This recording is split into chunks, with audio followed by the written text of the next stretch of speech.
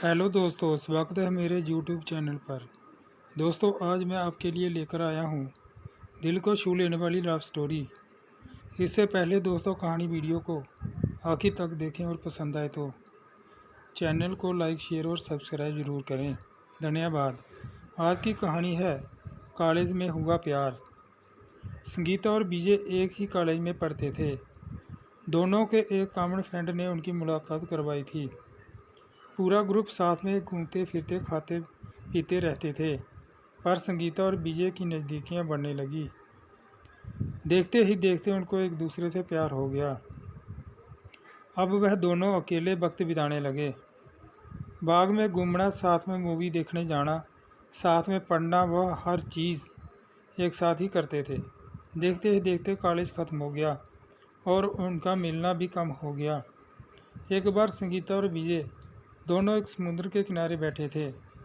संगीता ने विजय से कहा, अब तो हमारी कॉलेज भी ख़त्म हो गई, अब हम एक दूसरे के साथ वक्त कैसे बिताएंगे, और अब जल्द ही मेरे घर वाले मेरी शादी करवा देंगे।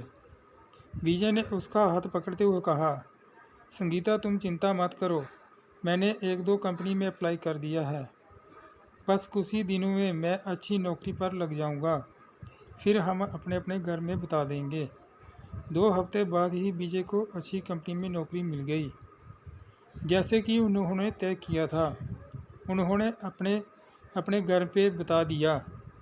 विजय की मां तो मान गई, पर उसके पिताजी नहीं मान रहे थे, और संगीता के घर वालों ने तो साफ इनकार ही कर दिया था।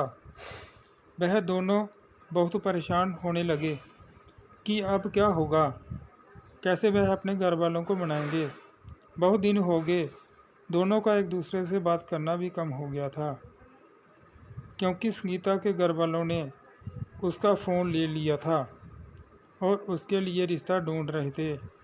वह कभी कभी अपनी सहेली के घर जाती, तभी विजय को फ़ोन कर पाती थी, और बस हमेशा यही कहती कि विजय तुम जल्दी ही कुछ करो, वरना मेरी शादी हो जाएगी। तुमसे बहुत प्यार करती हूँ, तुम्हारे बिना नहीं रह पाऊँगी। विजय भी उसे हमेशा आश्वासन देता था, पर उससे भी नहीं समझ आ रहा था कि क्या करे, कैसे अपने घर वालों को मनाए। यही सोचते सोचते वक्त बीतते जा रहा था। दोनों बहुत परेशान रहने लगे। विजय घर पे ना कुछ खाता ना ही करता था, बस पूरी दिन शांत रहता था।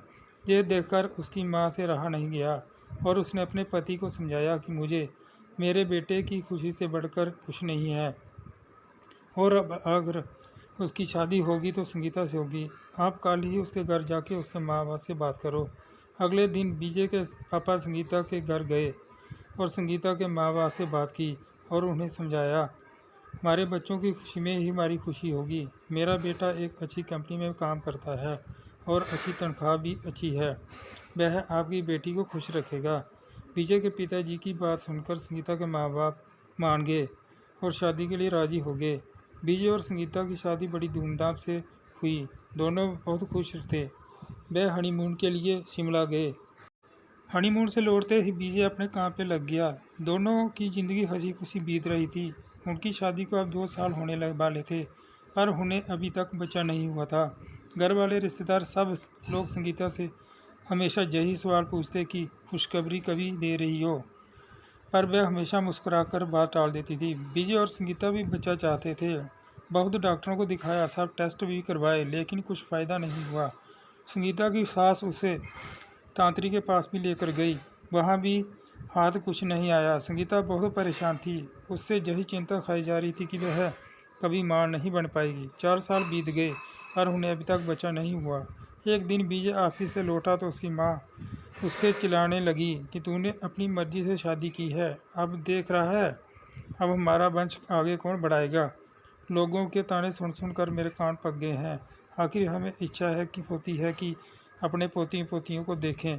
यह सब संगीता सुन रही थी। विजय ने अपनी माँ को समझाया कि ज़रूरी नहीं आपकी बहू में ही कुछ कमी हो, मुझ में भी तो हो सकती है, पर शांत हो जाओ। जैसे तैसे उसने अपनी माँ को चुप करवाया और अपने रूम में चला गया, जहाँ संगीता रो रही थी। विजय उसके पास गया और उसे गले लगाकर कहने लगा, तुम चिंता मत करो, ठीक होगा। मैं हूं ना तुम्हारे साथ, तुम्हारा साथ कभी नहीं छोड़ूंगा। और माँ की बात का बुरा बात मानो, ऐसे ही बात कहती है, गुस्से में जाने दो, खाना लगा दो, हम साथ में खाना खाते हैं। संगीता थोड़ा शांत हुई और खाना लेकर आई। दोनों ने साथ में खाना खाया और सोने लगे। पूरी रात संगीता यही सोचती रही कि कैसी औरत हूँ मैं, जो अपने पति को बच्चा भी नहीं दे पाई, वह अपने वंश को आगे नहीं बढ़ा पाई। कितनी बदनसीब हूँ मैं। वह पूरी रात सोई नहीं, बस रोई जा रही थी। सुबह हुई, सब अपने अपने काम में लग गए। विजय भी ऑफिस के लिए निकल गया। संगीता भी अपना काम करने लगी, पर उसके दिमाग में वही रात वाली बात चल रही थी।